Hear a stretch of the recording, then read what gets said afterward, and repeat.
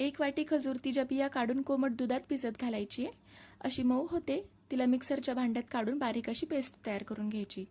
एका मिक्सिंग बाउलमध्ये काढायचे. त्यामध्ये घालायचे 1 चमचा व्हॅनिला इसेन्स, थोडंसं साजूक तूप घालायचं वितळलेलं, 1 टेबलस्पून कोको पावडर घालायची. मिश्रण छान असं फेटून घ्यायचं.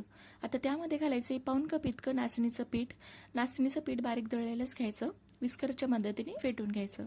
आता खूप घट्ट वाटते. 2 चमचे दूध मी इथं वाढवलेलं आहे. मिश्रण घट्टच ठेवायचं, खूप पातळ करायचं. त्यानंतर बेकिंग पावडर, बेकिंग सोडा, थोडेसे नट्स घालून मिक्स करून घ्यायचं. बटर पेपर लावलेला एका टीनमध्ये काढायचं. एकसारखं करून घ्यायचं म्हणजे केक सुद्धा एकसारखा तयार होतो. नाचणीचं पिठाचं बॅटर खूप पातळ करायचं नाही, घट्टच ठेवायचा. 180 डिग्री सेल्सिअसवर 40 ते 45 मिनिटांसाठी केक बेक करून घ्यायचा. थंड झाल्यानंतर काढून घेऊ.